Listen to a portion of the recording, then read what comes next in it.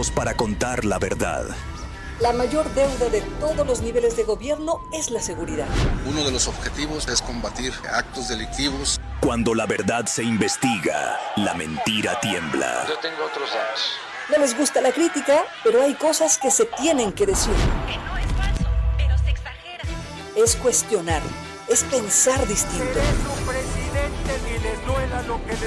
Cuando la política se mide ante la justicia. Así las cosas. Dice lo que otros quieren ocultar.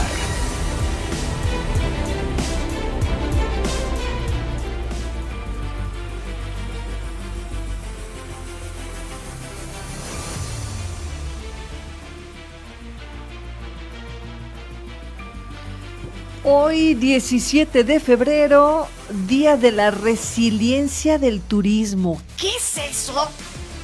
A veces sacan algunos días bastante particulares y de ello vamos a platicar en el transcurso de esta mañana. Hoy es martes de carnaval también, hoy 17 de febrero de este 2026. Y también el día de hoy es el Año Nuevo Chino. Hoy arranca el Año Nuevo Chino. Algunos hablaban del año pasado, era el año de la serpiente, y este año, dicen, en el Año Nuevo Chino, es el año del caballo de fuego. Y vamos a platicar un poquito sobre eso, qué significa el Año Nuevo Chino. Le doy la bienvenida a esta jornada informativa cuando son las 8 de la mañana con 1 minuto en el tiempo del centro de la República Mexicana. Bienvenida, bienvenido a esta jornada informativa matutina. Así las cosas, Querétaro. Estamos transmitiendo por el 1310 de amplitud modulada en la zona metropolitana, el 90.1 de frecuencia modulada en San José Iturbide y por supuesto a través de distintas plataformas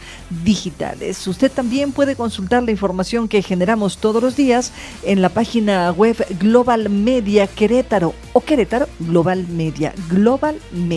Ahí nos encuentra permanentemente conectados y compartiendo información no solamente de Querétaro, sino del resto de los estados de la República Mexicana, en donde se encuentra esta gran familia radiofónica. Vamos arrancando rápidamente con un resumen de lo que le estaremos compartiendo en esta jornada matutina. La Defensoría de los Derechos Humanos emitió una recomendación al municipio de Querétaro por una riña entre inspectores y artesanos. El titular de la Defensoría asegura que esta recomendación ya fue entregada incluso físicamente al municipio.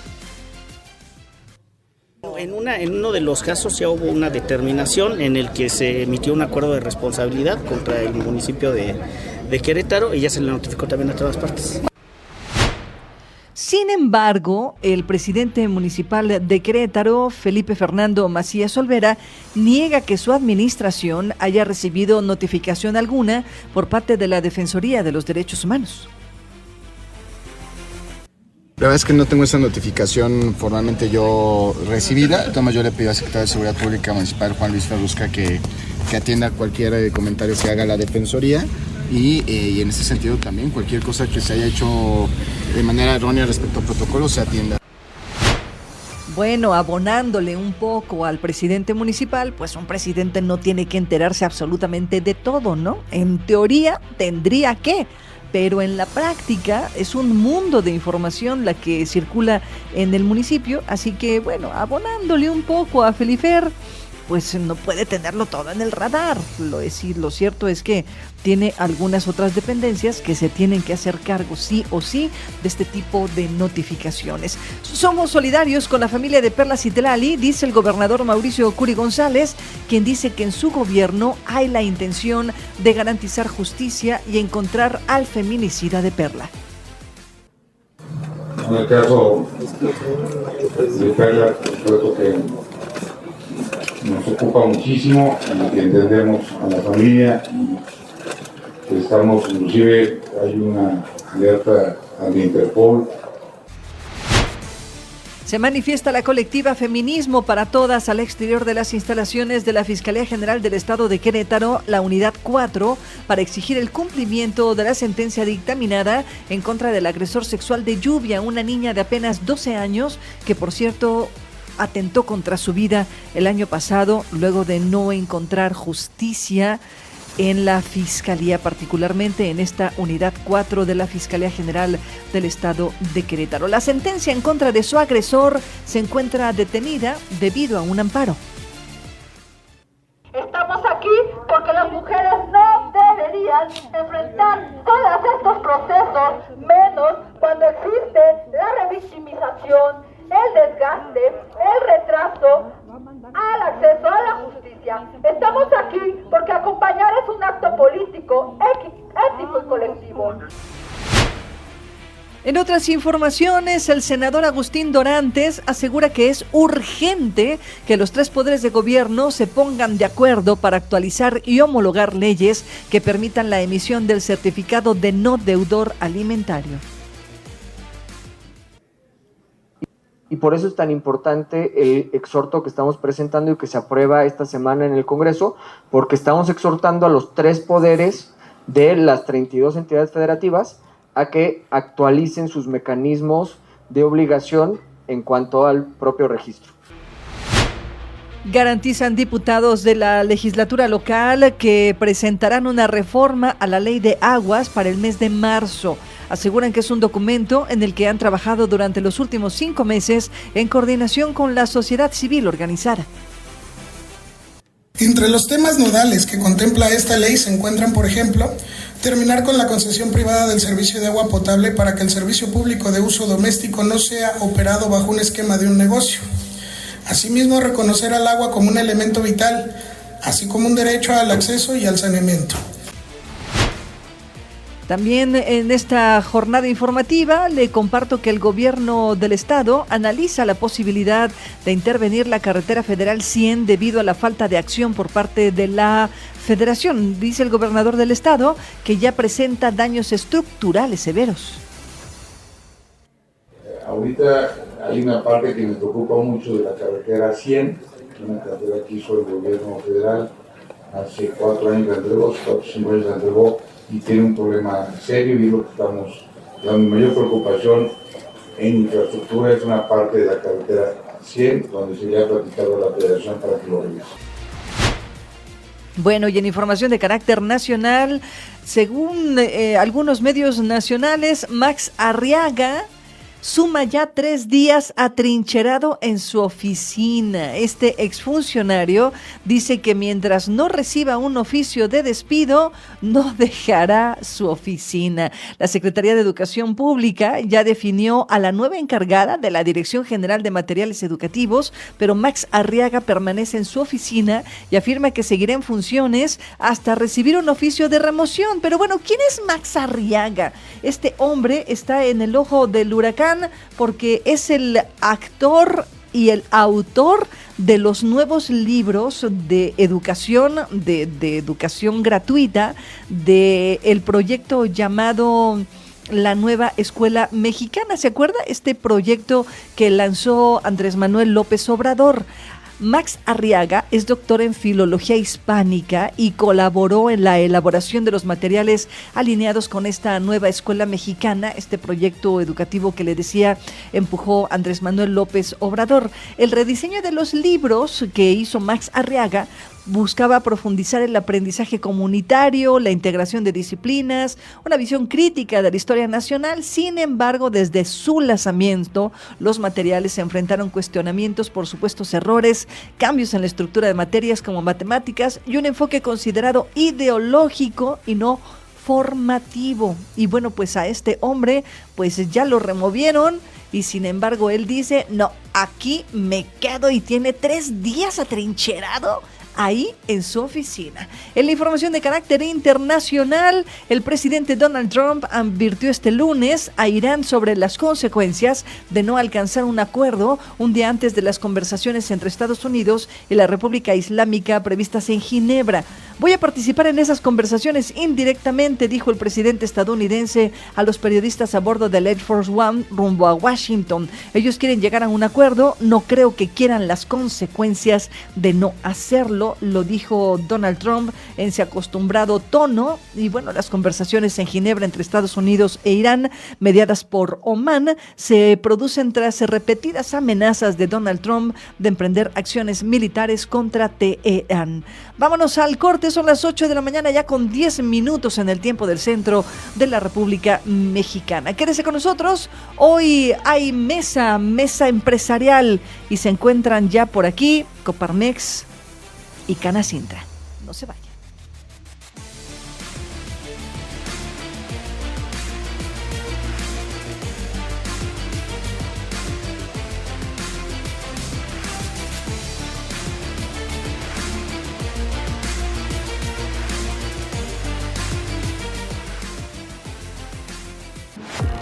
Sí, así las cosas, donde la noticia se analiza, se cuestiona y se entiende desde todos los ángulos.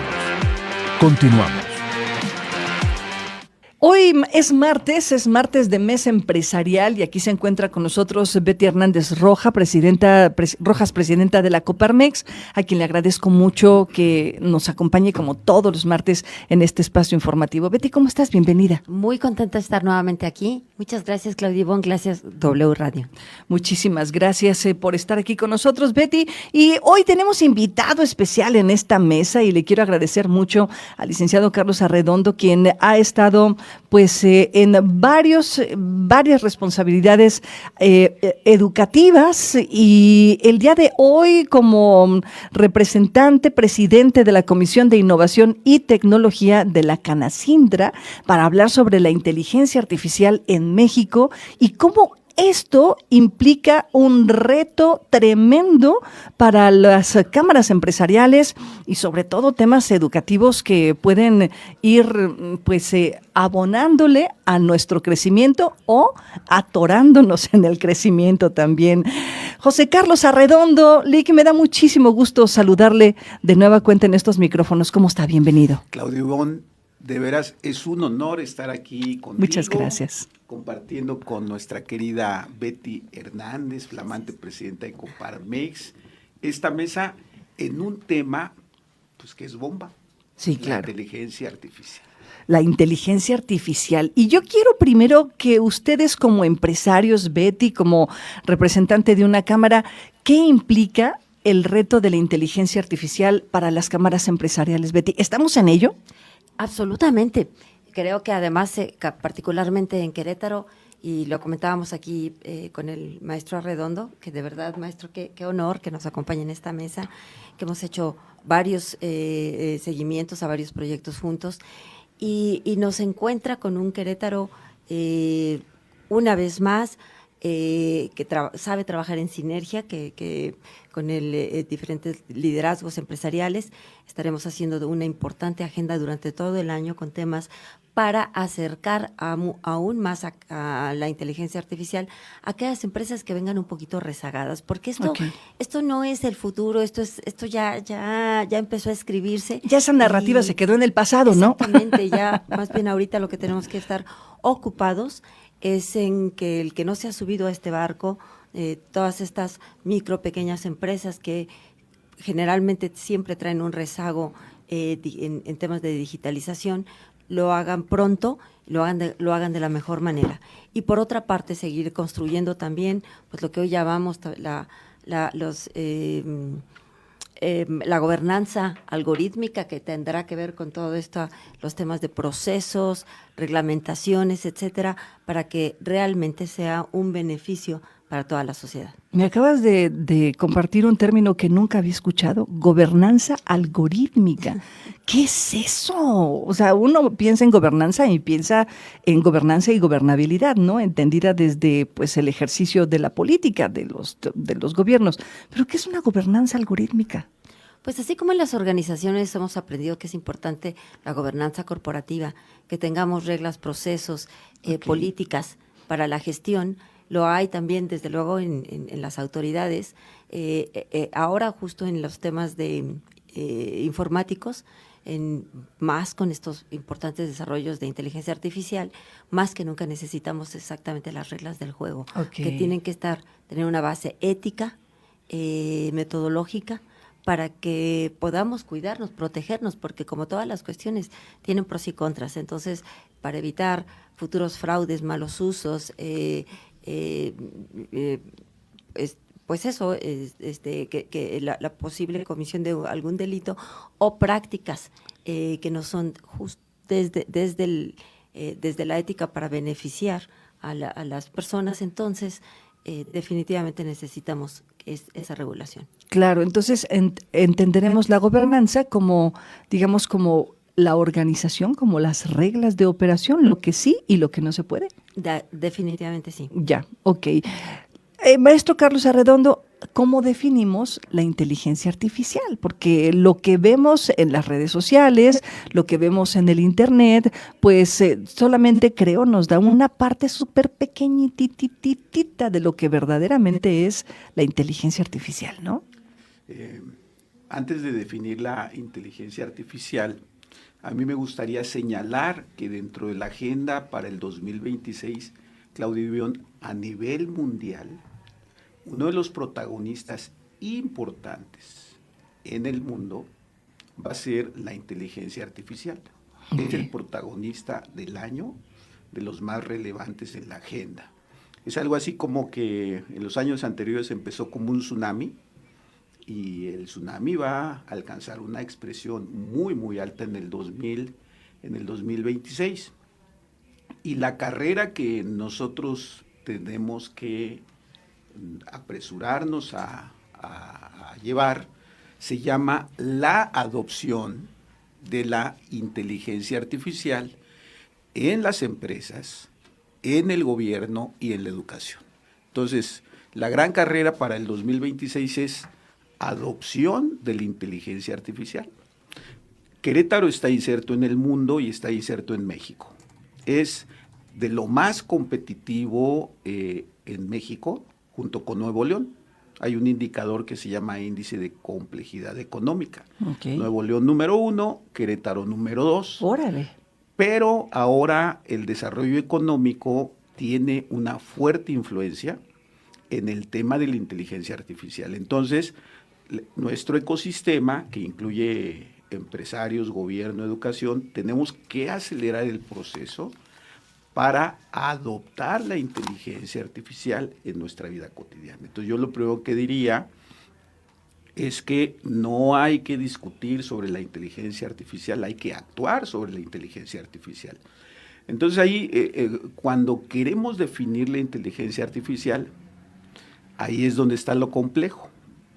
La inteligencia artificial es esta parte de la informática que busca asimilar inteligencias muy cercanas al humano, okay, que tienen que ver incluso con razonamiento, Claudio. Tiene que ver con el acumular información para jugar a simular la inteligencia del ser humano en razonamiento, en toma de decisiones y, por supuesto, en hacer la vida más sencilla. Y es ahí donde está el problema de la mitificación de la inteligencia artificial, porque hay algunos que son usuarios de la inteligencia artificial, donde nada más utilizamos un aparato o una aplicación para cierta actividad humana, educativa, de gobierno, de investigación, lo que tú... Pero la inteligencia artificial va a habitar y va a influir en toda la actividad humana que tenemos. Hay que tener mucho cuidado, como decía Betty, porque la inteligencia no es tan inteligente. Si no se utiliza de una manera adecuada, podemos caer en errores, incluso hasta éticos. Entonces, la carretera de la inteligencia artificial es doble. Es una carretera efectivamente que se puede traducir a través de algoritmos, okay, pero también se puede traducir en algoritmos a través de grandes cúmulos de información. Entonces, en ese sentido, yo consideraría que la inteligencia artificial debe de tener muchos cuidados. Uno, el manejo de datos, Claudio. Ese es fundamental. Ya se habla de la soberanía nacional en el manejo de datos, hay que tener mucho cuidado. Se habla de una seguridad en el manejo de datos de las empresas y de las personas. Y por supuesto hay que tener mucho cuidado en la ética del manejo de los datos. Entonces, como tú puedes observar, este tsunami tiene muchas componentes para la cual tenemos que estar preparados. Claro, maestro, cuando lo escucho hablar, pienso en mis viejos tiempos y seguramente ustedes también. Jamás imaginamos que llegaríamos a una condición como esta en la que estamos viendo. Y creo que lo que nos comenzaba a sorprender en años anteriores era que una maquinita como una Alexa, lo estoy diciendo de manera muy simple, pudiera controlar toda una casa, ¿no? Porque es ahí donde comienza como el boom de la inteligencia artificial, entiendo, ¿no? Es este tema de la tecnología 2.0, ¿era? O 3.0, no sé en cuánto, 4.0, 4.0, vamos, bueno. Y esto que venía aparejado también con estas tendencias de utilizar las máquinas o utilizar a la inteligencia para eficientar algunos procesos al interior de las empresas, pero eso no lo hace la máquina sola, supongo, o sea, se necesita también al ser humano, ¿no, Betty? Desde luego, porque de hecho estas inteligencias artificiales de las aplicaciones se van nutriendo justo de la experiencia en la interacción con el usuario. Claro. Y una inteligencia artificial te va a arrojar finalmente mucho de lo que tú le hayas alimentado. Okay. Claro, buscará entre todo el conocimiento que existe al que tiene acceso, pero creo que a todos les ha pasado, es algo que hemos platicado con los diferentes usuarios básicos de esta aplicación de ChatGPT y otras similares, que el resultado va a depender de qué tanta especificación, qué tantos otros datos tú mismo le aportes y le vayas guiando para obtener el producto que tú deseas tener. Entonces, bueno, así, pero multiplicado por millones de usuarios es que se hace una gran red de conocimiento. Y esto que tú mencionabas sobre el tema de qué aplicación está teniendo en las empresas, también genera otras conversaciones que tenemos que estar enfrentando, que ya estamos haciendo, y es en este temor de si va a desplazar muchos puestos laborales. Pues nosotros decimos, esto ha ocurrido con otras tecnologías a lo largo de la historia, que de momento sí hay un aparente desplazamiento o de facto un desplazamiento, pues así pero sucedió, así se crean... sucedió con la revolución industrial, perdóname, Betty. Exactamente, pero se crean otras posiciones precisamente para poder fortalecer este trabajo de la mano con la inteligencia artificial. Y también decimos que hay que pensarlo objetivamente en las empresas. Esa es la invitación, a pensar que potencia las capacidades, no sustituye, las potencia, para poder, tú ya lo has mencionado varias veces, para poder ser más eficientes. También otra ventaja que le encontramos es que democratiza las oportunidades, porque personas que por algún motivo en el desarrollo de su educación no pudieron desarrollar ciertas habilidades, se pueden ver complementadas ahora con el uso de estas inteligencias para todos los niveles. Entonces, también lo pensamos como una posibilidad de movilidad social. Ya, hasta allá llega el uso de la inteligencia artificial, y es que uno pensaría que topa solo en las aplicaciones, en el uso de las redes sociales, en automatizar algunos procesos de maquila, ya está ahí. Pero creo que cuando hablan de democratizar, incluso de tocar ciertas organizaciones y logísticas sociales, entonces estamos hablando de algo mucho más peligroso. O sea, no es cualquier cosa. Platico con ustedes y se me viene a la mente estas escenas de Terminator que hablan sobre el pleito entre las máquinas y los seres humanos. ¿Estamos frente a una posibilidad de ese tamaño, maestro Arredondo? Estamos hablando de ciencia ficción, por supuesto. No es ciencia ficción, es ciencia real. Nosotros hemos tenido la oportunidad de vincularnos con algunos ejemplos de inteligencia artificial en Japón. Hay un hub de inteligencia artificial en Heilbronn, Alemania, que se está construyendo como un referente mundial en donde las premisas fundamentales de la educación, de la industria y sus aplicaciones están palpables. Ahora que tocaste el tema de los robots autómatas, ¿no? Nosotros estamos vinculados con un centro de investigación, Mirai, en Japón, encabezado por un mexicano. ¡Wow! Por cierto, aprovecho el comercial, vamos a tener un laboratorio evento aquí. Mirai, qué padre. en CONALEP, en media superior. ¡Wow! Entonces, ¿qué es lo que hace esto hablando de los algoritmos y de las grandes volúmenes de información? Voy a hablar de un ejemplo algorítmico que no tiene mucha información, pero que es directo. Este doctor que se llama Cristian Peñalosa tuvo la oportunidad de inventar un dispositivo que mapea los impulsos del cerebro. Todos los impulsos del cerebro pueden ser mapeados con un dispositivo que se llama Aura, que de hecho nosotros lo tenemos ahí en el CONALEP. Wow. ¿Qué hace este dispositivo? Traduce el impulso del cerebro a un algoritmo matemático. Ajá. Pongo un ejemplo, yo puedo mover un brazo Ajá. y muevo el brazo por un impulso cerebral. Si yo soy capaz de traducirlo en un algoritmo matemático, la computadora aprende a mover un brazo. Wow. Pero así como puede aprender a mover un brazo, puede aprender a pensar, a razonar, a tomar decisiones.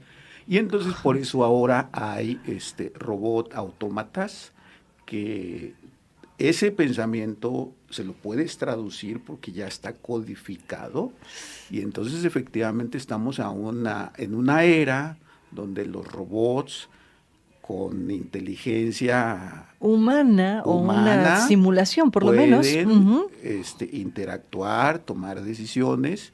Yo ya he actuado, por ejemplo, ahorita que ponías el ejemplo de Alexa. Ajá. Alexa tiene un cúmulo de información en donde tú le preguntas y Alexa, con la información que tiene ya te contesta. Te contesta, pero ahora el nuevo nivel de Alexa que viene, no estoy vendiendo el producto, no vendo ¿verdad? Alexa, dice. Pero ya es una Alexa interactiva, en donde tú vas a puedes conversar con ella, ya puedes imagínate que pues esto es un aparato Alexa, pero imagínatelo ya en robot. Yo ya tuve la oportunidad en Japón de interactuar con robots tú le preguntas en cualquier idioma, Claudio.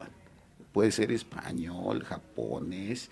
Y ella con toda la información que tiene, traduce. Toda la información, ya te contesta. Y ahorita lo están utilizando ya en recepcionistas, en atención al público. De verdad, lo que tenemos que pensar que no es ciencia ficción, ni es un futuro, es una realidad que nosotros tenemos que apresurar a adoptarla y no pensar que esto va a ser para jugar, es para resolver problemas muy específicos de la humanidad. Pero tú has manejado un aspecto que es fundamental, la ética en la inteligencia artificial.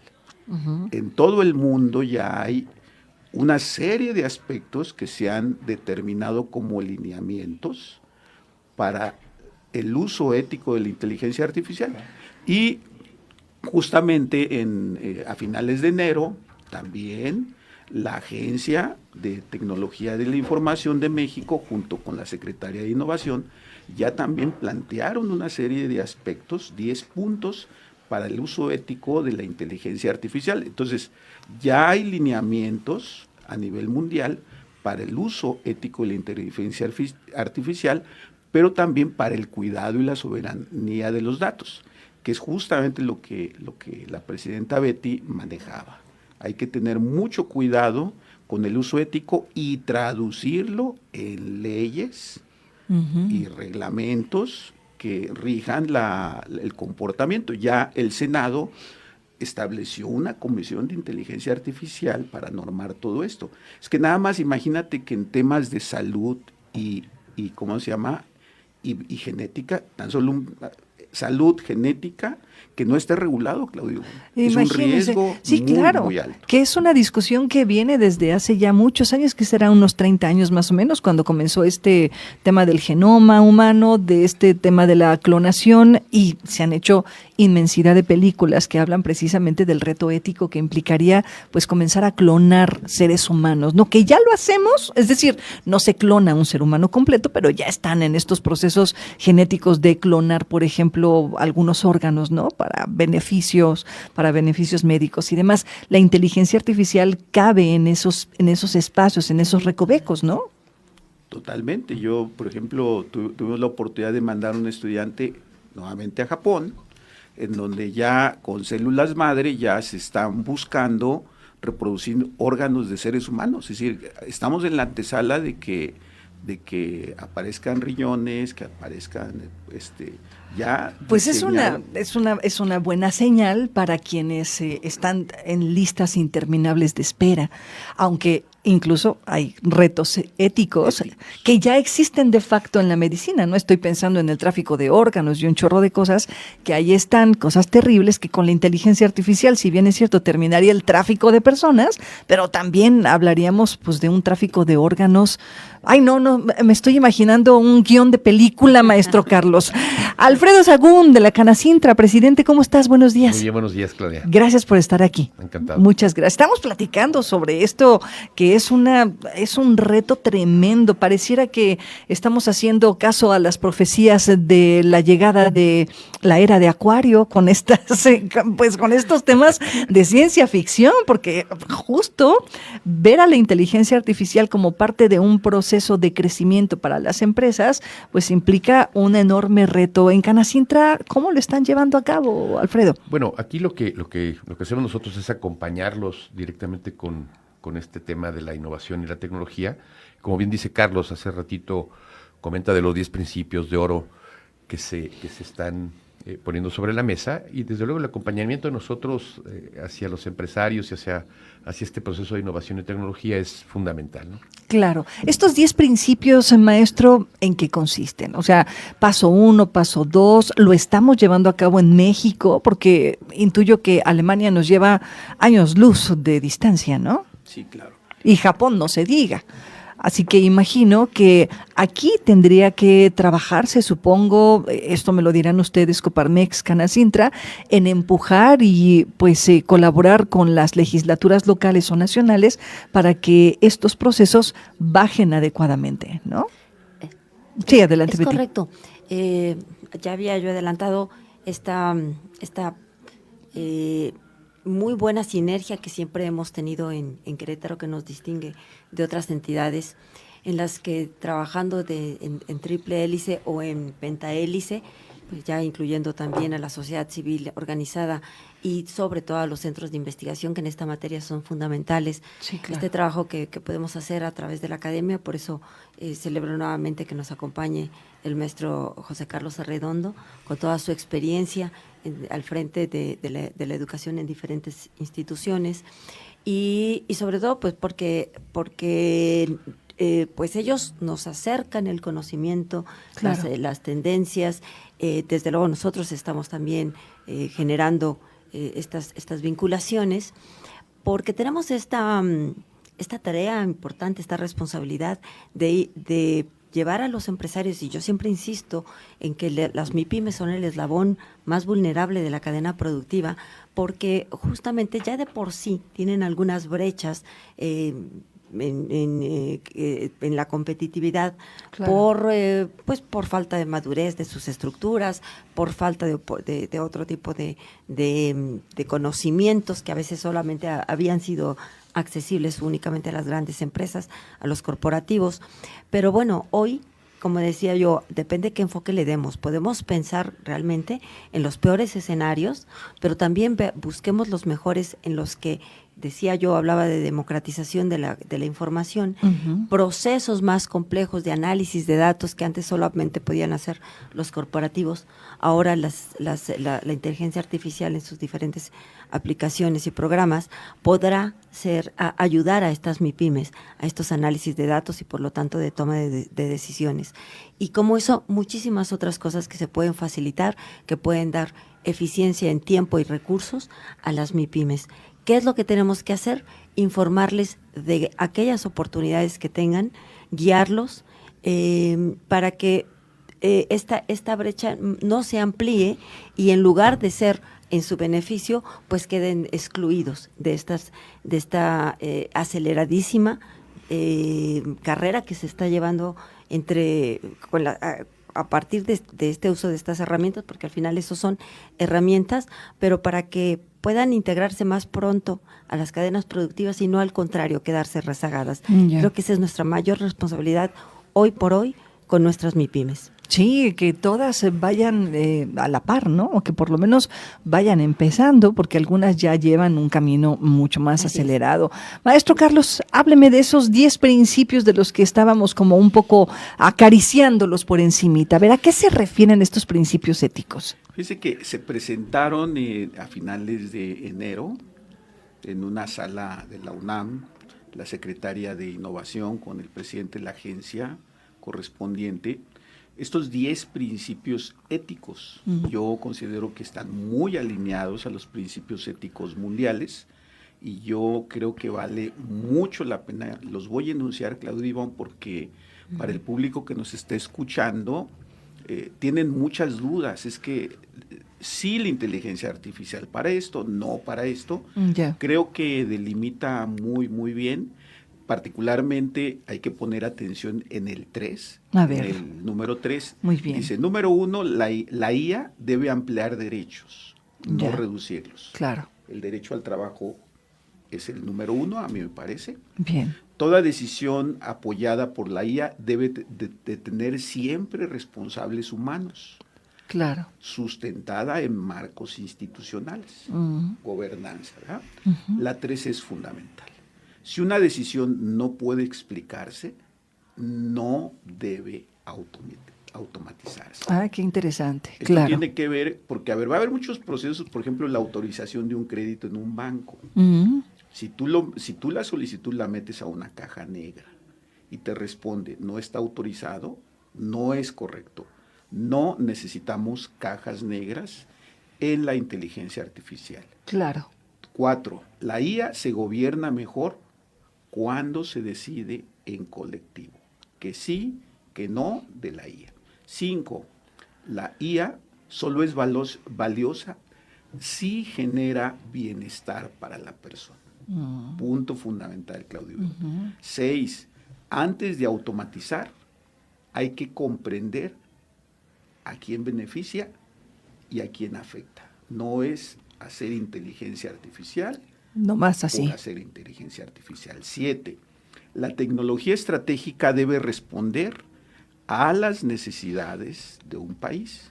Lo que ocurre en Alemania es diferente a lo que ocurre en México o en cualquier parte del mundo.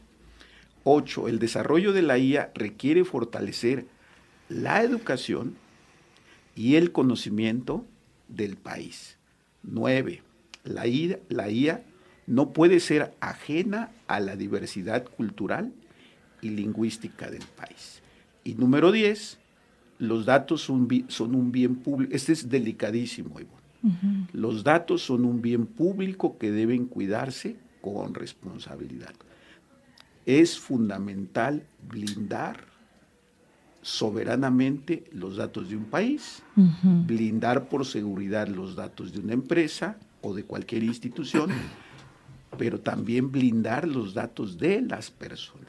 Por supuesto que ese ha sido un debate de los últimos 20 años, ¿no? Esta filtración que ha habido, de la que se ha hablado en reiteradas ocasiones, filtraciones en institutos como el Instituto Electoral a nivel nacional. ¿Se acordarán de este escándalo que se filtraron datos y que se utilizaron para quién sabe qué tantas cosas? El tema es, ¿estamos preparados? O sea, la pregunta a la que le tenemos que encontrar respuesta, ¿estamos preparados en México para involucrar la inteligencia artificial en nuestros procesos empresariales, de seguridad? ¿Cómo lo ven?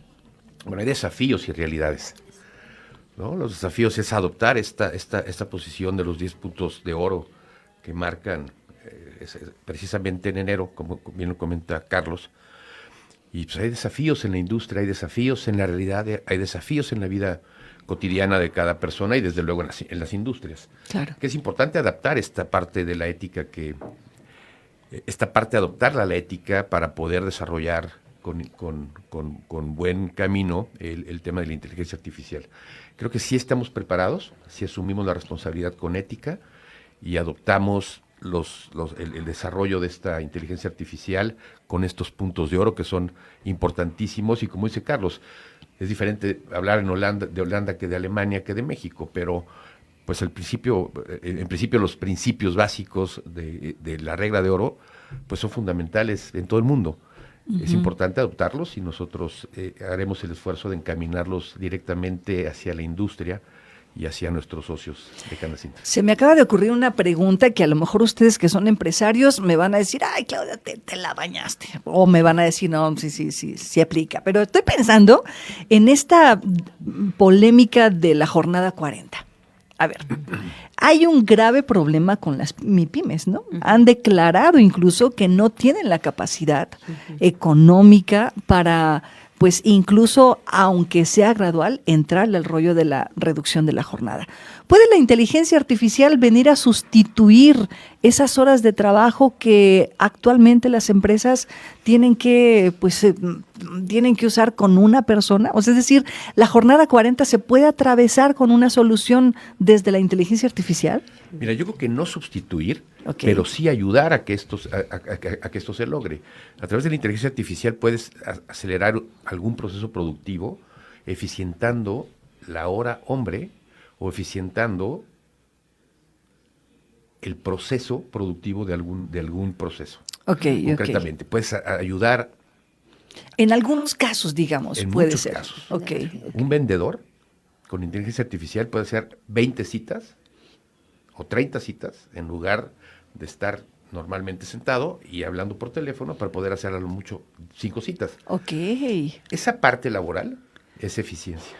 Bien. Porque puedes con inteligencia artificial hacer con eficiencia 20 citas y ejecutar las 20 citas y a lo mejor tener un éxito importante del 50% o el 60%, pero ya ganaste.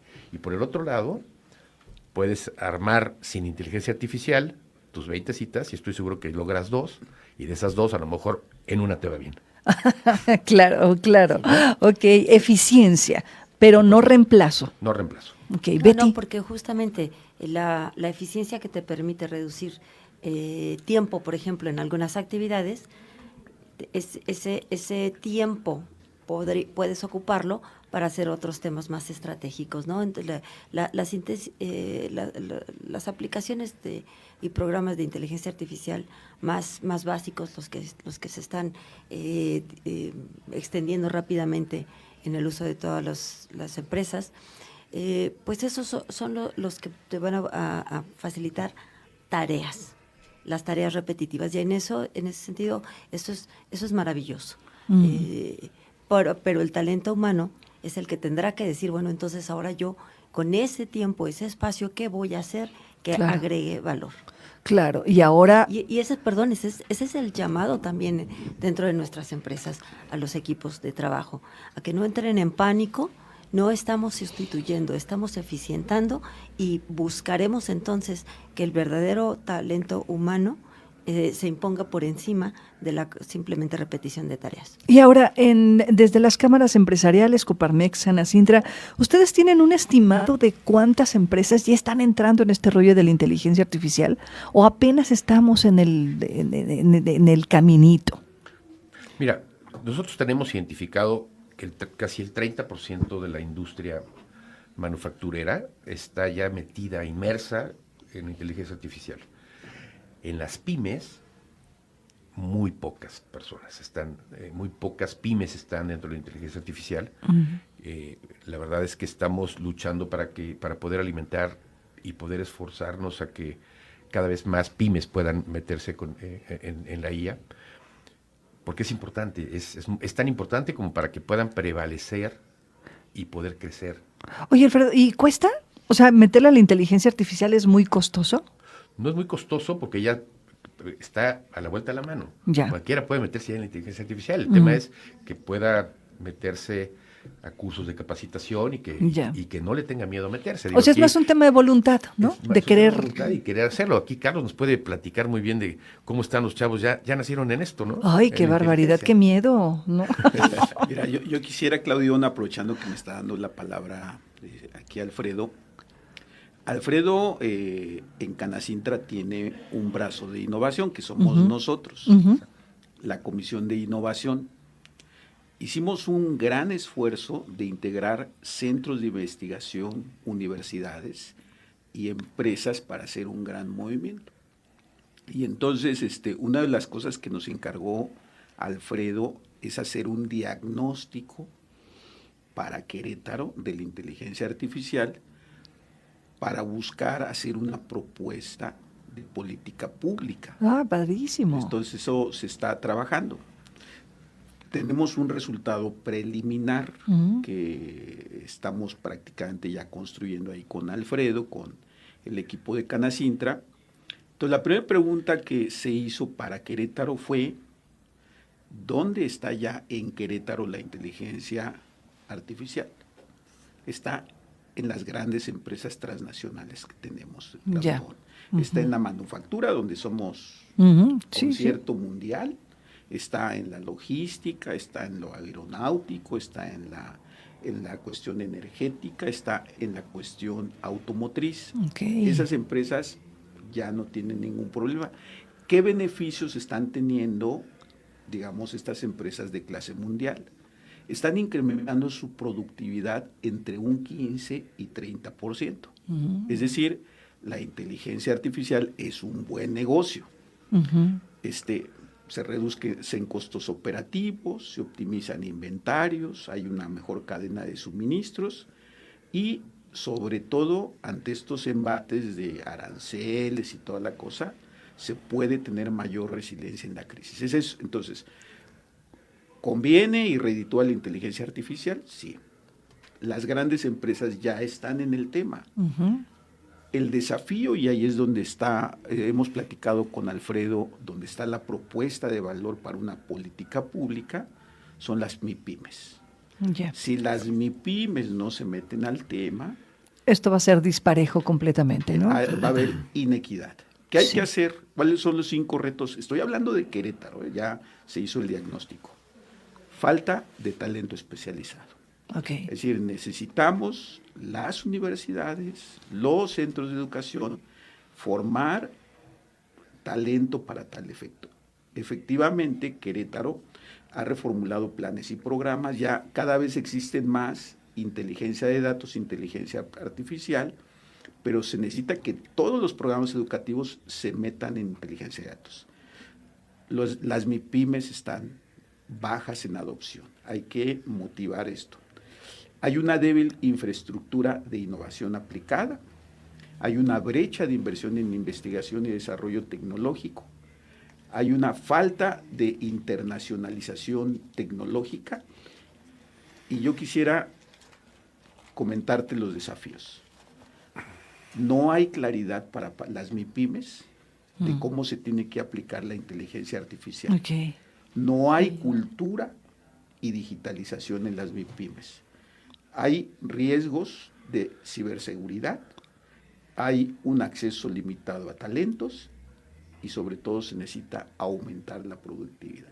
Es decir, el tema de este tsunami que estábamos comentando, la propuesta que estamos haciendo por Canacintra, estaríamos esto formalizando en una propuesta de política pública, es ayudar a las MIPYMES en este momento histórico de la inteligencia artificial. Claudia. Qué interesante, Betty. Justo por eso había insistido también en el tema de ocuparnos de las MIPYMES, porque si bien no hay una declaratoria de que estén incorporando inteligencia artificial de manera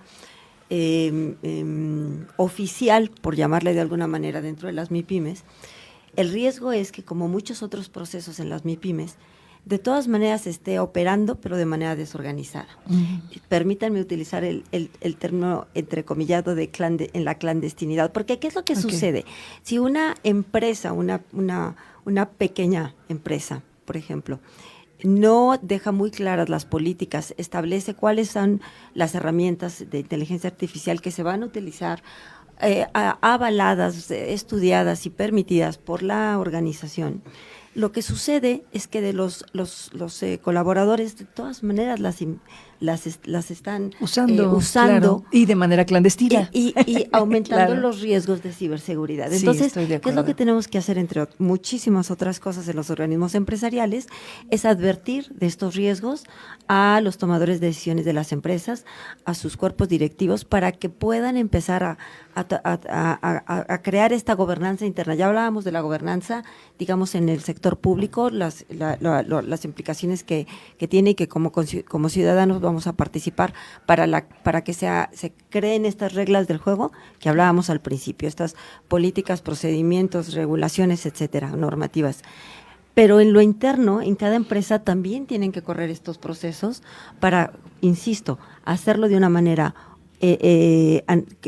con base en el análisis de las necesidades, la selección de las mejores herramientas y luego cómo las institucionalizas, qué candados pones al uso, porque está en riesgo la información de la empresa.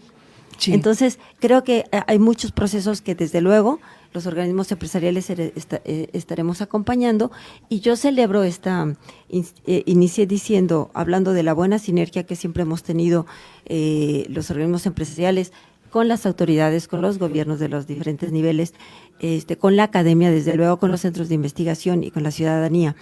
Pero ahora más que nunca, y estamos en ese acuerdo, Canacintra, Coparmex, de hacer un gran, de trabajar, seguir trabajando de manera coordinada con los eventos que vamos generando durante el año. Yo aprovecho también para comentar que en septiembre estaremos trabajando un foro de inteligencia artificial en colaboración con el Global Innovation Institute o Innovation Management Institute, el GIMI, y que desde luego llevaremos aquí con Alfredo a este calendario general de eventos que estamos teniendo para salir juntos, para poder tener un impacto mayor en unidad, porque realmente creo que eso siempre ha sido el espíritu en Querétaro. Déjeme hacer un corte, voy rápidamente al corte de estación y regresamos para ir perfilando el cierre de este conversatorio, si les parece. Hoy estamos hablando de inteligencia artificial con Canacintra, Coparmex y por supuesto con Alep, aquí presente con el maestro Carlos Arredondo. Voy al corte, regreso.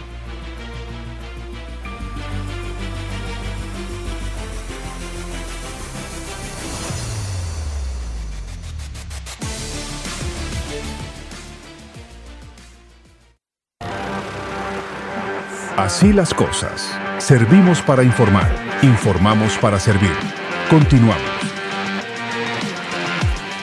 Seguimos aquí en cabina, platicando con Betty Hernández Rojas, presidenta de la Coparmex, Carlos Arredondo, el presidente de esta comisión de innovación, y el presidente de la Canacintra, Alfredo Sahagún. Y para ir perfilando un cierre en esta conversación, en este conversatorio, estamos educando en inteligencia artificial. O sea, los planes de estudio, la currícula en las universidades están perfilándose para generar estos talentos que hoy las industrias, las empresas, las MIPYMES van a necesitar, maestro.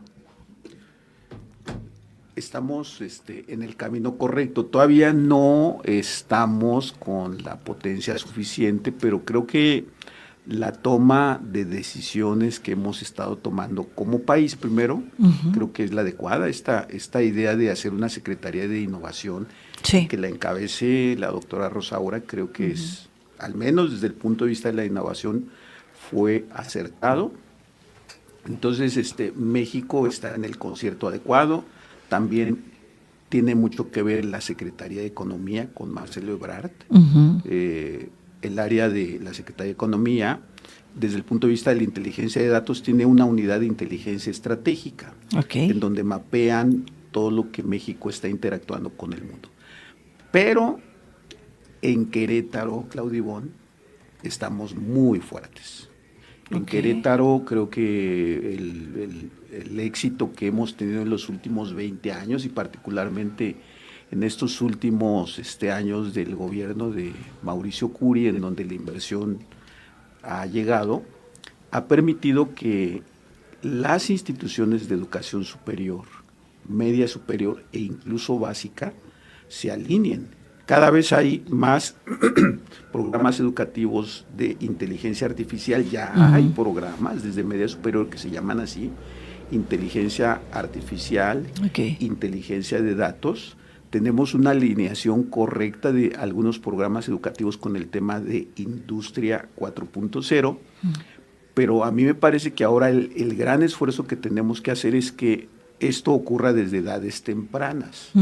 Por ejemplo, ahorita, no pretendo meter el tema controversial, no es mi objetivo, pero a mí en alguna ocasión me decían, oye, ¿qué opinas de los libros de texto gratuito? Yo creo que desde edades elementales, los libros de texto gratuito, las instituciones, la infraestructura, deben de favorecer más esta idea clara de la inteligencia artificial. Y hay componentes muy básicos. Uno es cómo manejas tu información. Enseñar a los niños a blindar su información, a saber manejar su información, y entonces ya irlos llevando a que eso se puede automatizar, hacer pequeños clases de programas donde a través de una computadora se les puede enseñar cómo pueden eficientar y cuidar su información. Creo que eso es lo que a nosotros nos faltaría. Yo lo resumiría diciendo, Querétaro en ese sentido está llamado a las grandes ligas, a ser uno de los ejemplos en la adopción de la inteligencia artificial, y que aceleradamente esto que ya iniciamos en la educación en este tema, lo aceleremos con la ayuda de los empresarios, porque la educación está muy vinculada a las empresas. Es otra cosa que somos campeones, y yo creo que yo me atrevería a decir que en algunos años, no muchos, 3, 4, 5, Querétaro será un ejemplo en adopción de inteligencia artificial. Justo cuando lo escucho estoy pensando en los ejercicios que yo someramente he hecho con la inteligencia artificial, particularmente en mi chamba, ¿no? Este asunto de, pues a lo mejor buscar algunas traducciones o utilizar algún buscador de datos específico para tener contexto para alguna información. Y pienso que en esta época más bien tendremos que apostarle a reconfigurar la manera en cómo pensamos el mundo. Es decir, antes creo que las generaciones, la gente de antes, lo voy a decir así, tomábamos decisiones completas. O sea, nuestro cerebro estaba construido para tomar decisiones completas, desde el principio hasta el final. Y con la inteligencia artificial lo que ahora estoy viendo, maestro, es que los procesos que nuestro cerebro tendrá que aprender a hacer serán procesos muy específicos, y eso implica una gran capacidad de síntesis y de prospección, si lo podemos decir así. Es decir, yo quiero tener un resultado. Es como cuando un periodista hace una entrevista, ¿no? Cuando un periodista elabora una entrevista, lo hace con la firme idea y con la clara idea de conseguir una respuesta. Claro. Pero ya lo procesé en mi cabecita. Y es lo mismo que haces con la inteligencia artificial. A la inteligencia artificial entonces tendríamos que hacerle las preguntas correctas o darle las indicaciones correctas para que me dé la respuesta correcta, ¿no? Entonces, el proceso mental es completamente diferente a lo que hacíamos quienes nacimos en la época de los 70s o en los 60s o incluso todavía los 80s. Los términos mentales eran completamente diferentes. Tengo 30 segundos para cerrar, mi querida Betty, mi querido Alfredo, una rápida conclusión. Necesitamos seguir trabajando desde las empresas, como apunta el maestro Arredondo, rápidamente trabajar con nuestros equipos de trabajo para poder orientarlos en el uso de las herramientas para prevenir algunos riesgos en las mismas. Muchísimas gracias, Betty. Esta es tu casa. Gracias. Gracias. Alfredo. Mira, Claudia, en Querétaro no improvisamos. La realidad es que aplicar todos los procesos y toda esta parte importante de los puntos de las reglas de oro nos dan una vanguardia en Querétaro y que seguramente, como bien lo dice Carlos, haremos historia y haremos historia como siempre lo ha hecho Querétaro. Estoy seguro que la innovación en Querétaro va a ser de las mejores de México. Pues que así sea en beneficio de todos los que estemos involucrados en ello. Maestro, un gusto tenerlo aquí. Muchísimas gracias. Muchas gracias. Ya nos vamos al corte, son las 9:10. Regresamos a esta jornada informativa. Así las cosas, Querétaro. Recuerde, ya estamos en San José Iturbide también y próximamente en otras plataformas, desde las cuales nos van a escuchar en una muy buena parte de Guanajuato, Cadereyta, zona metropolitana Querétaro. Bueno, nos vamos proyectando, como dicen aquí, para ser campeones. Vamos al corte y regresamos.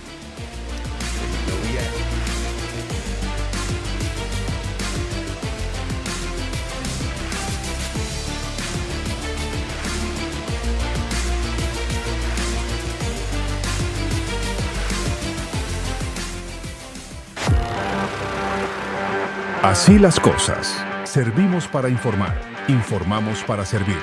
Continuamos. 9:16 a.m. Gracias por permanecer en esta sintonía en W Radio y vamos con las informaciones que nos han quedado pendientes. El día de ayer, el gobernador del estado, Mauricio Curi González, habló del caso del feminicidio de Perla Citlali. La semana pasada hubo una rueda de prensa que la familia se convocó a los medios de comunicación y ahí hablaron sobre esta solicitud o sometimiento de silencio al que la Fiscalía General del Estado pues se les pidió, argumentando que con este silencio, con este sigilo, pues tratarían de encontrar más rápido al feminicida de Perla Citlali. Un silencio que no sirvió de absolutamente nada, decía la familia de Perla Citlali, y el gobernador del estado fue cuestionado a propósito de la falta de resultados en este caso. La familia ha advertido que quieren llevar su caso a la Fiscalía General de la República y ayer el gobernador hizo referencia a este tema. Dice primeramente que pues se respetan a la familia, respetan el dolor y respetan también justo esta intención de llevar llevar el caso a otros niveles. Sin embargo, dice el gobernador, aquí en Querétaro queremos y tenemos la voluntad de que Perla Citlali tenga justicia. Escuchemos. Derivado de las recientes declaraciones realizadas por la familia de Perla Citlali, odontóloga de San Juan del Río, que fue asesinada en 2025, en donde se reveló el interés de presentar el caso ante la Fiscalía General de la República debido a la falta de avances que ha tenido el caso en instancias locales, el gobernador Mauricio Curi González declaró respetar la decisión, aunque aseguró que existe voluntad para encontrar al responsable. En el caso de Perla, creo que nos ocupa muchísimo y que entendemos a la familia y que estamos, inclusive hay una alerta al Interpol para poder agarrar los sujetos que cometió este terrible delito y por supuesto que la Fiscalía General de la República debe tener conocimiento de que está en Interpol de las agencias de seguridad del país y que se puedan para poder encontrar a estos sujetos. Curi González expresó estar de acuerdo con la intención de notificar a la Fiscalía General de la República para que más instancias de seguridad estén alertas y colaboren para detener al responsable. La semana pasada, familiares de Perla Citlali ofrecieron una rueda de prensa en donde hicieron el señalamiento a las autoridades locales, particularmente a la Fiscalía General del Estado de Querétaro, por la falta de actualización que ha tenido el caso por parte de las autoridades y aparentemente un intento de censura luego de que les fuera solicitado el dejar de hablar públicamente del caso. Por su parte, Víctor Antonio de Jesús Hernández, titular de la Fiscalía, declaró que la instancia jamás ha tratado de silenciar a la familia, pero que toda investigación tiene que realizarse con sigilo para no obstruir con la justicia. Y bueno, hablando de estos temas, que mire, lo único que yo agregaría es que más allá de la declaración y la narrativa que se ha construido alrededor de este caso en particular, lo que le hace falta a la familia, más que la declaración y la voluntad manifiesta, es que se pongan a trabajar. Lo he dicho en otros espacios informativos y hoy lo diré de nueva cuenta. Si la Fiscalía tiene la capacidad a través de sus estrategias de sinergia de encontrar delincuentes que forman parte de células delincuenciales a nivel nacional, si tienen la capacidad de encontrar otros delincuentes que son reportados en otras partes de la República Mexicana, si tienen la capacidad de desmembrar bandas delincuenciales, no me cabe en la cabeza que no hayan tenido hasta el día de hoy la capacidad de encontrar a un tipo que además la familia pudo haber entregado todos los elementos para que la Fiscalía hiciera su chamba y que pudiera ubicar al feminicida de Perla Citlali. No es suficiente la voluntad y la declaración, tanto de la Fiscalía como del Ejecutivo. Lo que necesita la familia es que se pongan a trabajar. La colectiva Feminismo para Todas el día de ayer se manifestó afuera de las instalaciones precisamente de la Fiscalía General del Estado de Querétaro, particularmente en la Unidad 4.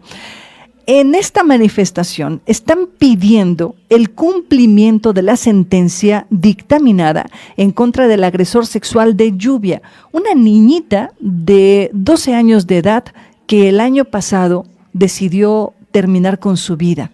Lluvia fue abusada sexualmente desde los 9 hasta los 11 años de edad. Ya se le dictó sentencia, pero el tipo, gracias a un amparo, que yo no entiendo cómo es esta política de entregar amparos a quienes pudieran ser posibles agresores, pero bueno, gracias a un amparo, pues se encuentra todavía libre. El día de ayer se manifestaron para exigir justicia. A unos días de que Braulio Guerra, magistrado presidente del Tribunal Superior de Justicia del Estado de Querétaro, informara que la ejecución de la sentencia en el caso de Lluvia, una menor de edad que fue víctima de abuso sexual desde los 9 a 11 años por parte de su padre, se encontraba suspendida debido a un amparo federal presentado por el sentenciado. Integrantes de la colectiva Feminismo para Todas se manifestaron al exterior de las instalaciones de la Fiscalía Unidad 4, Centro de Investigación en Delitos Sexuales y Violencia Familiar, para exigir una atención inmediata con perspectiva de género. Acompañamos a mujeres víctimas de violencia. Nos encontramos en la Fiscalía Unidad 4, donde se supone que se deben de investigar delitos sexuales y violencia familiar. Estamos aquí porque las mujeres no deberían enfrentar todos estos procesos, menos cuando existe la revictimización, el desgaste, el retraso al acceso a la justicia. Estamos aquí porque acompañar es un acto político, ético y colectivo. Durante la movilización, señalaron que era urgente y necesario no revictimizar a las menores de edad, haciéndolas sentir que ellas provocaron un abuso sexual, ni a las madres de ellas al decirles que solo eran las madres y no las víctimas. Hace unos días se dio a conocer que la sentencia de 22 años y 9 meses de prisión en contra del responsable del delito de abuso sexual agravado no había sido llevado a cabo todavía. El magistrado presidente Braulio Guerra informó que durante el proceso se había determinado la modificación de la medida cautelar, cambiando el brazalete electrónico por prisión preventiva. Sin embargo, el imputado presentó un amparo federal para detener esa resolución. En ese mismo sentido, informó que la sentencia condenatoria no podría ser ejecutada hasta que se resuelva el amparo. Lluvia era originaria de La Piedad, en el municipio del Marqués. Fue abusada sexualmente por su propio padre desde que tenía 9 años, situación que se prolongó hasta los 11. Una vez realizada la denuncia ante las autoridades competentes, se registraron retrasos, lo que provocó que la menor de edad se quitara la vida debido al impacto emocional que generó en ella. Falleció un 24 de septiembre del 2025, mientras que la sentencia fue emitida el 15 de diciembre del ese mismo año. 9 de la mañana con 24 y rápidamente para cerrar el bloque informativo le comparto que el Frente Feminista y Antipatriarcal está manifestándose y exigiéndole a las autoridades que cumplan su palabra y que no generen acciones intimidatorias ni la fabricación de delitos para deslegitimar la protesta feminista del próximo 8 de marzo. Escuchemos. El Frente Feminista y Antipatriarcal en Querétaro informó que el 8 de marzo realizará una jornada y marcha en el Jardín Guerrero, donde exigirá a las autoridades garantías reales de acceso a la justicia en casos de violencia familiar, vicaria y sexual, presupuesto suficiente y transparente para políticas públicas con perspectiva de género, implementación de mecanismos de prevención frente a violencia institucional, protección integral para madres protectoras y sus hijas e hijos, así como protocolos claros para evitar la criminalización de la protesta social. Señalaron que no aceptarán el uso desproporcionado de la fuerza, la vigilancia intimidatoria ni la fabricación de delitos para deslegitimar la movilización. En materia de seguridad, indicaron que desde hace 8 años opera un comité de cuidado colectivo que brinda acompañamiento en manifestaciones, con preparación en defensa personal y jurídica, manejo de riesgo y coordinación con redes de defensoras y observadoras de derechos humanos. A los medios de comunicación solicitaron rigor, perspectiva de género y responsabilidad ética en la cobertura, además de acercarse a las 27 colectivas responsables para información directa. La jornada iniciará el domingo 8 de marzo del 2026 a las 10 horas en la explanada del Jardín Guerrero. Habrá un corredor jurídico con asesoría gratuita en materia familiar y penal, un corredor de salud integral con módulos de información y acompañamiento, actividades culturales y un espacio para elaboración de carteles. Después, los participantes se integrarán a la marcha rumbo a la Alameda. En San Juan del Río, la movilización saldrá a las 12 horas del Parque de las Garzas hacia el Jardín de Independencia. La red precisó que la organización es horizontal y que alrededor de 200 mujeres participan en los comités que preparan las actividades durante todo el año, no solo para el 8M. Además, aseguraron que respetarán las marchas de otras colectivas, buscando que sea un espacio seguro y de acuerpamiento para todas las participantes. Recordamos que exigimos lo siguiente: garantías reales para el acceso a la justicia en casos de violencia familiar, violencia vicaria y violencia sexual. Presupuesto suficiente y transparente para políticas públicas con perspectiva de género. Implementación efectiva de mecanismos de prevención y no repetición frente a la violencia institucional. Protección integral para madres protectoras y sus hijas e hijos. Protocolos claros para evitar la criminalización de la protesta social. No estamos aquí por moda. Vámonos al corte, 9 de la mañana con 27 minutos y regresando, hablando de estos colectivos, vamos a enlazarnos con ADAX Digitales. Hay una polémica con el Congreso local en torno a la despenalización del aborto, un documento que está circulando que parece que no está gustando. Voy al corte, regresamos.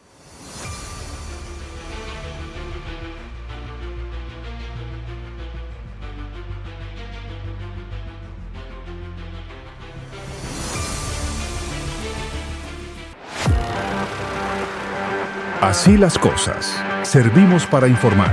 Informamos para servir. Continuamos. El día de ayer, a través de algunas redes sociales, vimos un documento en donde ADAX Digitales está pronunciándose en torno a un documento que dice esta publicación busca influir en el Congreso del Estado en torno a la despenalización del aborto en Querétaro. Un tema que ha sido ampliamente discutido en distintos momentos, en distintos escenarios y yo diría en distintos momentos históricos del Estado de Querétaro. El tema de la despenalización del aborto, lo hemos dicho aquí en varias ocasiones, no es una discusión nueva. Desde el 2009 que se está discutiendo sobre este tema, luego de que la interrupción legal del embarazo, la famosísima ILE, apareciera por primera vez en el Distrito Federal, en aquellos entonces Distrito Federal, hoy Ciudad de México. 2007, Rosario Robles, jefa de gobierno, que aceptaba y promovía, por cierto, desde el Ejecutivo, la implementación de la famosísima ILE. Después comienza esta, cruzada nacional para evitar que hubiera reformas constitucionales que permitieran precisamente la interrupción legal del embarazo en toda la República Mexicana, además de la Ciudad de México. Hoy el tema de la despenalización del aborto sigue siendo tema de polémica en el Congreso local. En la línea telefónica, Mayra Dávila, quien es representante de ADAX Digitales, una de las colectivas que ha tomado como bandera precisamente este tema, la despenalización. Mi querida Mayra, me da mucho gusto saludarte. Buenos días. Hola, ¿qué tal, Claudia? Muy buenos días a ti y a toda tu audiencia. Muchas gracias por aceptar esta llamada telefónica. Mayra, primero platícame qué pasa con este documento, por qué genera polémica este documento que dices está circulando.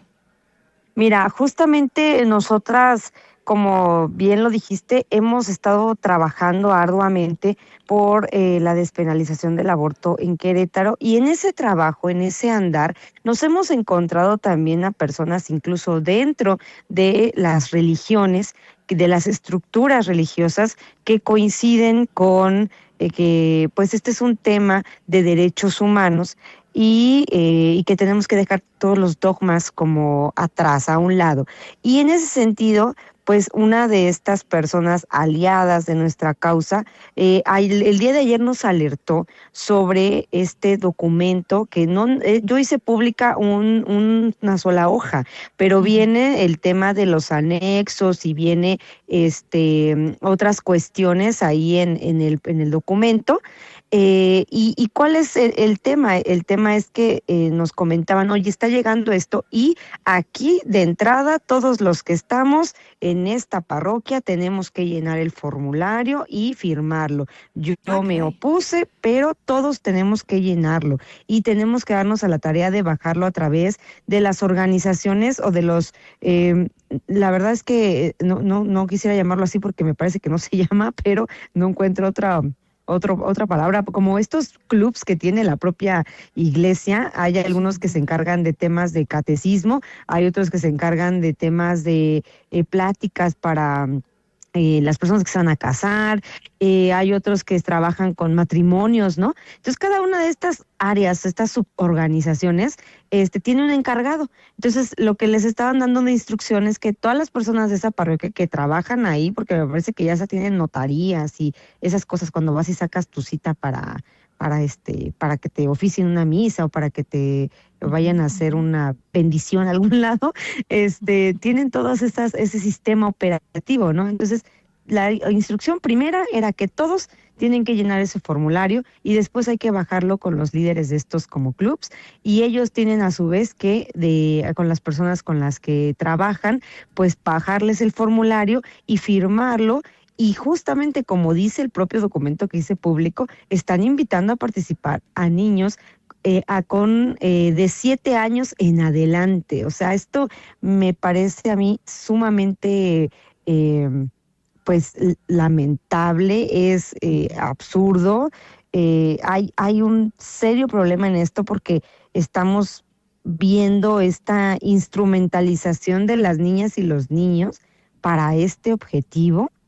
La idea de ellos es bajar estos formularios, luego a su vez subirlos, dice el documento, se los pasas al padre que tienes en tu parroquia, y ese padre a su vez se los va a pasar a su jefe inmediato, dice el documento el nombre y todo, y a su vez se le va a entregar a quien es la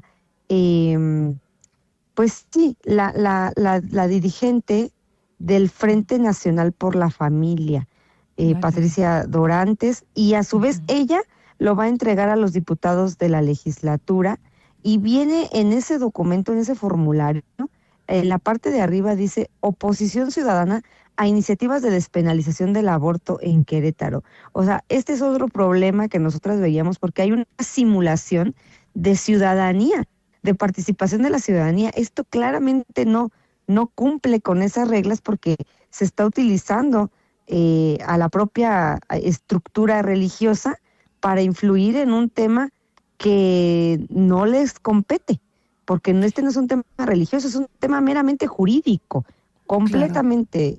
Claro. Uh-huh.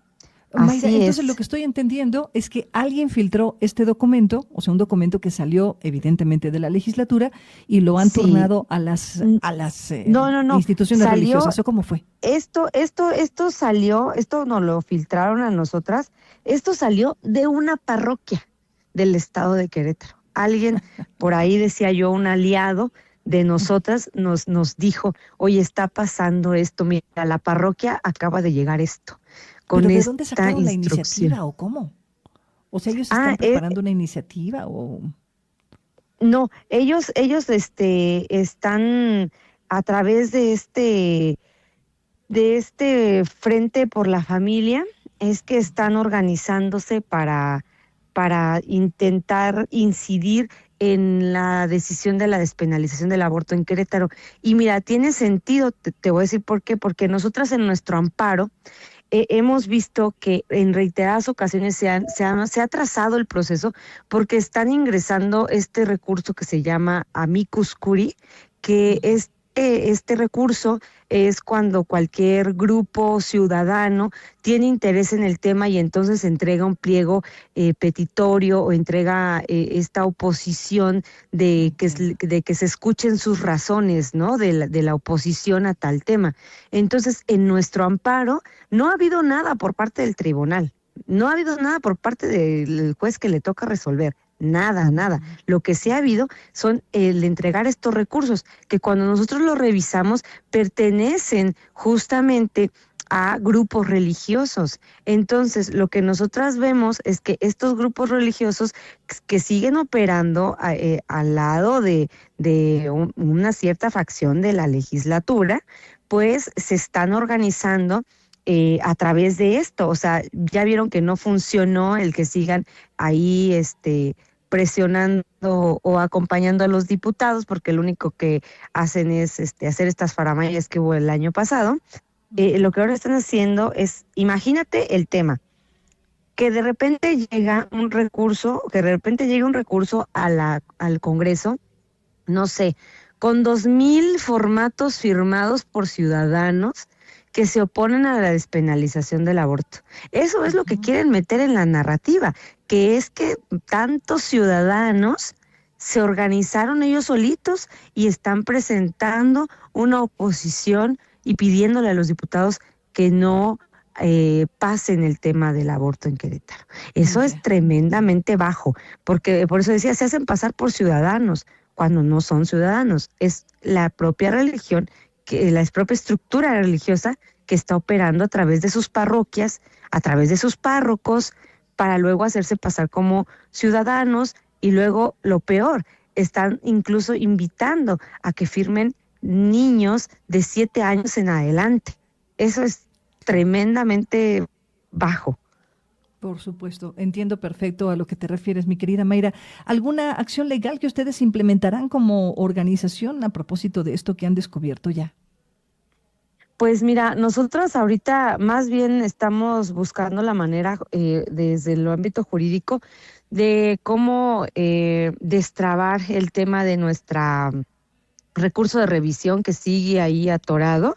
Ya vamos a proceder justamente ante el órgano de control interno para que pueda rendirse un informe de por qué se está demorando tanto. La ley dice que tiene hasta 90 días para hacerse una resolución y ya llevamos 4 meses, ya venció el plazo, está más que vencido. Entonces necesitamos que haya este informe de por qué se está tardando tanto y luego a partir de ahí ya continuar con la ruta jurídica, porque de otra manera no vamos a poder seguir caminando por esa parte. Y otro tema es en la legislatura. Estamos también analizando con el equipo jurídico pues cómo iniciarle proceso a los diputados que ahora perdieron el dictamen de su comisión, ¿no? Es absurdo que si ese es su trabajo y tienen que notificar cuando hacen su trabajo, es absurdo que de repente digan, ay, no está el dictamen, no lo encontramos por ningún lado. Pues eso es obviamente son parte de sus obligaciones como funcionarios y no lo están haciendo. Entonces habrá que revisar. ¿Cómo que lo perdieron, Mayra? Sí, veía las declaraciones, pero a ver, ¿cómo es que lo perdieron?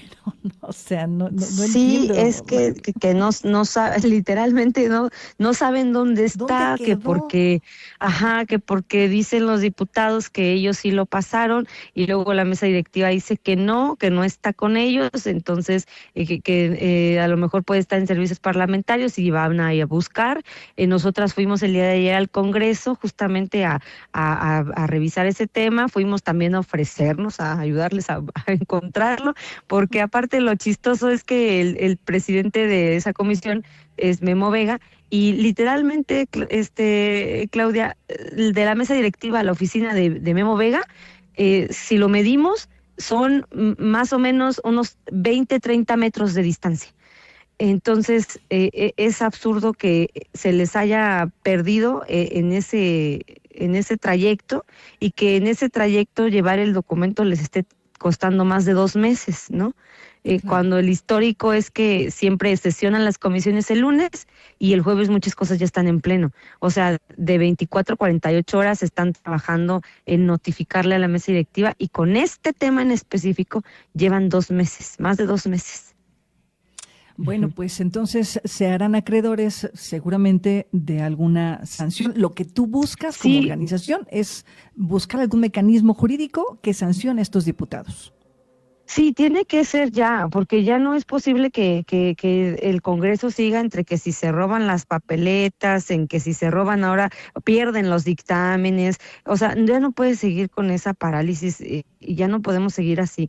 O sea, yo pienso que aquí el tema es que lo quieren seguir teniendo escondido para que no se suba a pleno, y eso es algo, Claudia, que les conviene a todos, ¿eh? O sea, yo así lo veo. Es algo que le conviene al PAN, al Morena, al Verde, al PT, a Movimiento Ciudadano, porque muchos de los que están ahí, estoy segura que ya en pleno no van a votar o no se van a sumar como mayoría como tendría que ser.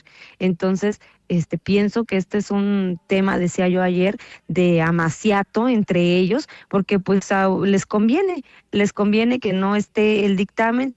Los otros ya lograron su objetivo, que era entregarle como este tributo a su líder nacional cuando hicieron el votar en contra del dictamen.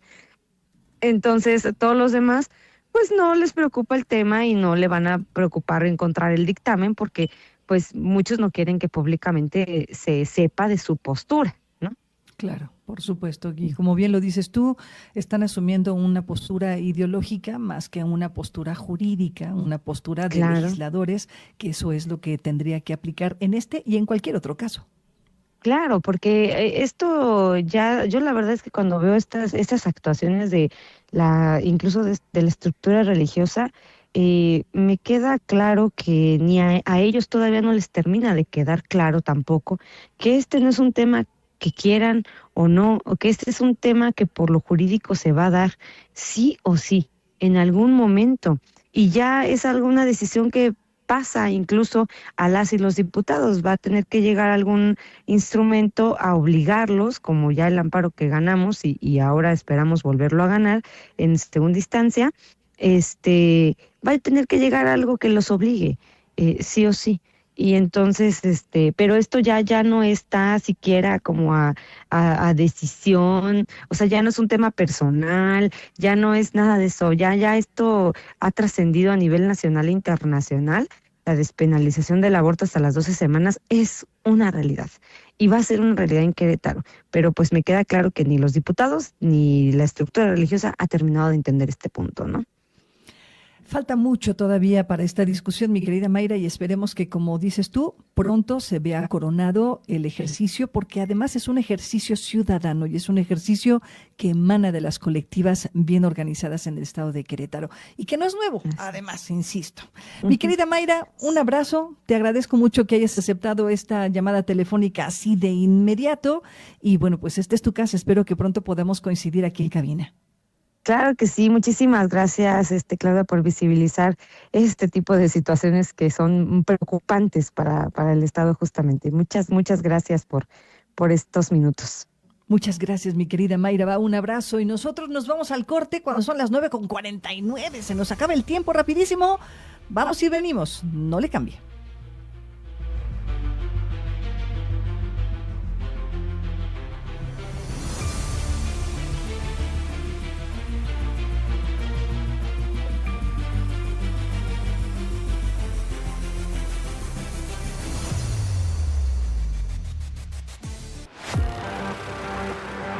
Todas las voces están en Así las Cosas.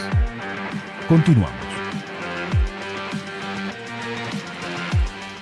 Bueno, pues vámonos rápidamente con otra información. Antes de que se nos termine el tiempo en este espacio informativo, le comparto que el día de ayer la Defensoría de los Derechos Humanos reconoció que ya había enviado un acuerdo al municipio una recomendación que emitieron hace un año, en octubre del 2020. Bueno, no, la recomendación vino después, pero es a propósito de un acontecimiento igual de violencia entre inspectores y artesanos en octubre del 2024. Aquí le dejo parte de las recomendaciones que dice la Defensoría de los Derechos Humanos. Ya tiene conocimiento el municipio. El municipio de Querétaro recibió un acuerdo de responsabilidad por la agresión a artesanos indígenas por parte de los inspectores de comercio en vía pública ocurrido en octubre de 2024, confirmó el ombudsman Javier Rascado. Explicó que el municipio fue notificado hace alrededor de 3 semanas con carácter de recomendación anticipada, esto luego de que la autoridad reconociera una probable violación a derechos humanos. En el acuerdo se determina como obligatorio implementar capacitación a los funcionarios públicos para que no se repita, así como iniciar procedimientos internos con la intención de sancionar a los responsables, acciones a las que se dará seguimiento por parte de la Defensoría. En uno de los casos ya hubo una determinación en el que se emitió un acuerdo de responsabilidad contra el municipio de Querétaro y ya se le notificó también a todas partes. Bueno, pues ahí está parte de esta recomendación de la Defensoría de los Derechos Humanos. Ya no me queda tiempo para compartirle lo que dijo el presidente, pero el presidente dice que no conocía la notificación. Seguramente ya llegarán aclaraciones al interior del gabinete. Ya nos vamos, 9:57. Gracias por habernos acompañado en este espacio informativo, en este ejercicio periodístico que lo que pretende es solamente llevarle a usted puntualmente la información generada en nuestro estado y que usted genere su propio criterio a partir de lo que nosotros le compartimos. Cristian García en controles técnicos y producción. Yo soy Claudia Ivonne Hernández Torres de este lado del micrófono. Mañana nos escuchamos.